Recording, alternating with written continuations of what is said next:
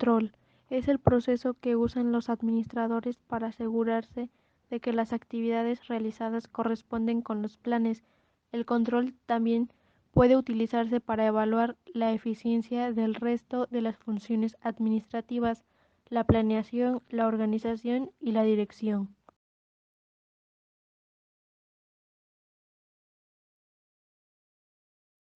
Tipos de control. Existen tres tipos de control administrativo. Control preventivo. Se realiza antes de hacer alguna acción. Su función es garantizar que el proyecto se lleve a cabo sin correr ningún tipo de riesgo. Control concurrente. Se lleva a cabo durante los procesos.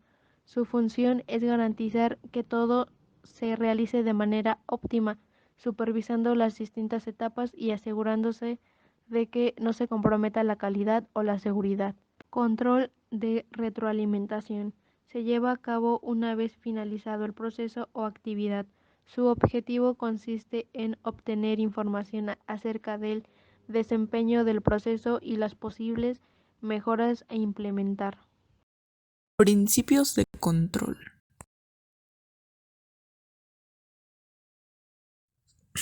Los principios de control administrativo son las reglas generales a cumplir en el proceso de analizar si las acciones se están llevando a cabo según lo planeado y tomar las medidas correctivas necesarias para confirmar la planificación. Esto quiere decir que los principios son las normas que te facilitarán la tarea de definir si la primera fase del proceso administrativo, es decir, la planeación, se está llevando a cabo de la manera adecuada.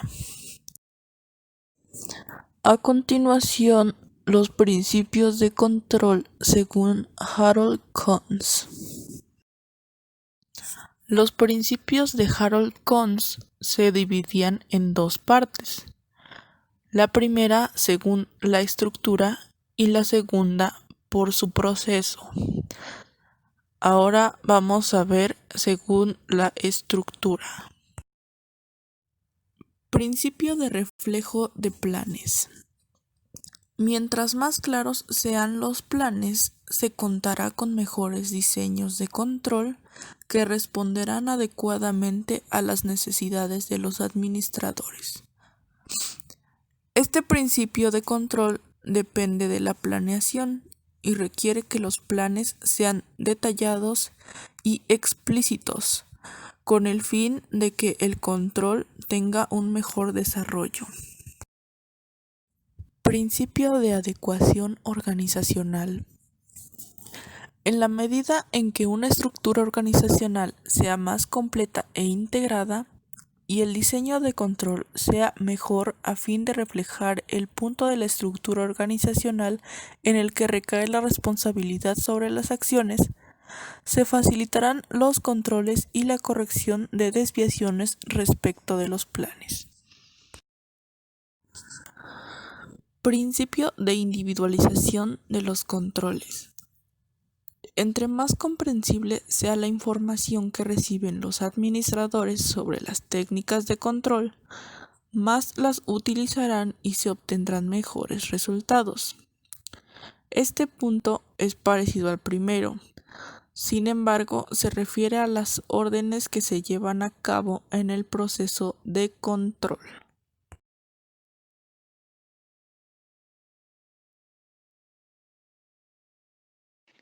Principio de control de puntos críticos.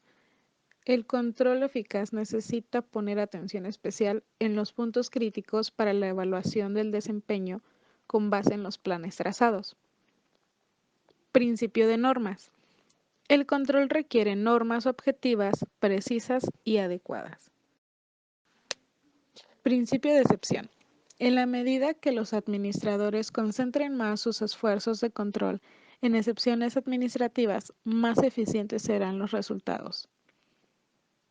Principio de flexibilidad de los controles. Los controles deben ser flexibles, ya que si hay fallas o imprevistos, no perderán su eficacia. Principio de acción. El control solo se justifica si hay desviación respecto de los planes que serán corregidos, mediante la planeación, organización, integración y una dirección adecuada. Principio de control de los objetivos. Se refiere a que el control existe en función de los objetivos, es decir, el control no es un fin, sino un medio para alcanzar los objetivos preestablecidos. Ningún control será validado si no se fundamenta en los objetivos. A través de él no se evalúa el logro de los mismos. Por lo tanto, es imprescindible establecer medidas específicas de actuación o estándares que sirvan de patrón para la evaluación de lo establecido, mismos que se determinan con base en los objetivos. Los estándares permiten la ejecución de los planes dentro de ciertos límites, evitando errores y consecuentemente pérdidas de tiempo y de dinero. Principio de equilibrio. Al conferirle o delegarle un grado de control, se debe de asegurar que la persona sea capaz de cumplir con la responsabilidad y que la autoridad se esté ejerciendo de manera correcta. Procesos de control. El primero es el establecimiento de normas, parámetros y métodos, ya que en este primer paso se incluyen todos los estándares de medición y las unidades para la planificación, o sea, las cantidades a producir, lo que probablemente se llegue a vender, los requerimientos de calidad, entre otras cosas. Sin embargo, los planes varían muchas veces, ya sea por su grado de detalle o su complejidad. Por eso mismo, los administradores no pueden vigilarlo completamente, así que es preciso establecer normas previas. El primero es el establecimiento de normas, parámetros y métodos, ya que en este primer paso se incluyen todos los estándares de medición y las unidades para la planificación, o sea, las cantidades a producir, lo que probablemente se llegue a vender, los requerimientos de calidad, entre otras cosas. Sin embargo, los planes varían muchas veces, ya sea por su grado de detalle o su complejidad. Por eso mismo, los administradores no pueden vigilarlo completamente, así que es preciso establecer normas previas. El segundo paso es la medición del desempeño o del resultado obtenido, que aquí lo que se hace es ver a través de los estándares y los objetivos acordados previamente si se está logrando como se había planificado. Puede llegar a ser un proceso algo repetitivo, ya que se tiene que estar revisando constantemente y evitando que pueda haber un margen de error muy grave entre una medición y otra. Si los resultados corresponden, todo está bajo control y dentro de lo planeado. La medición del desempeño debe realizarse con fundamentos previamente establecidos, de manera que si hay alguna variante pueda detectarse antes de que ocurra y modificarse en lo adecuado o implementarse las acciones necesarias. Por último está la ejecución de acciones correctivas. Esta etapa es necesaria si el desempeño no cumple con los niveles establecidos y el análisis indica que requiere una intervención necesaria. Las medidas correctivas pueden generar un cambio en varias actividades de la operación o bien un cambio en las normas preestablecidas. En consecuencia, las desviaciones sí se pueden corregir. Instrumentos de control. Auditorías.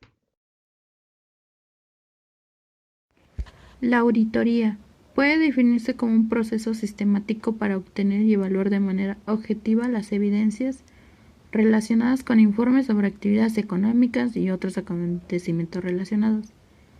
En sí determina el grado de correspondencia del contenido informativo con las evidencias que le dieron origen, así como establecer si dichos informes se han elaborado, observando los principios establecidos para el caso. Informes de control. Informes de control. ¿Qué son los informes? Son son el resultado de las visitas o auditorías realizadas a una entidad pública. En las auditorías es donde se puede identificar presunta responsabilidad penal, civil y o administrativa a los funcionarios y servidores públicos.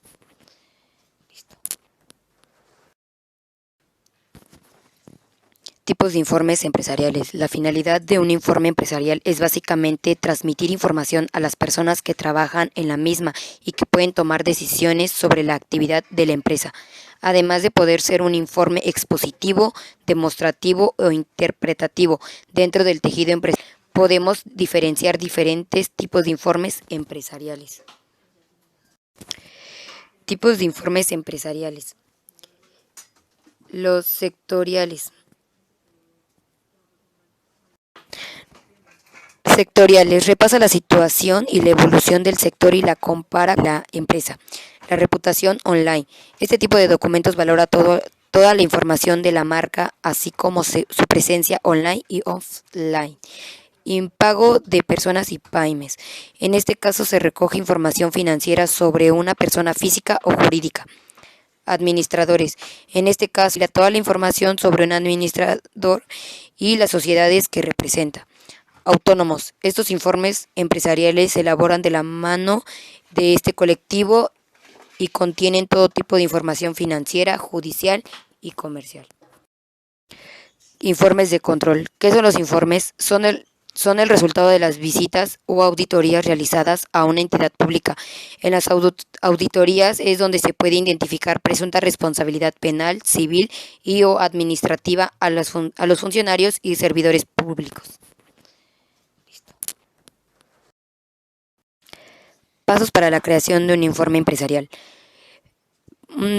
Para empezar la creación, utilizaríamos la introducción. En esta parte debe justificarse la información expuesta. De ahí tenemos que tener un desarrollo en el que se complete la información de la introducción y se apoya en diferentes argumentos. Y por último, una conclusión con los resultados obtenidos y en caso necesario incluye las recomendaciones por los expertos en el tema o solución. Estudios de tiempo y movimiento. El estudio de tiempos y movimientos es una técnica que tiene por objeto evitar movimientos innecesarios del trabajador que solo sirven para que el tiempo de cada operación sea mayor. Esta actividad implica la técnica de establecer un estándar de tiempo permisible para realizar una tarea determinada con base en la medición del contenido del trabajo, del método prescrito, con la debida consideración de la fatiga y las demoras personales y los retrasos inevitables. Missing someone.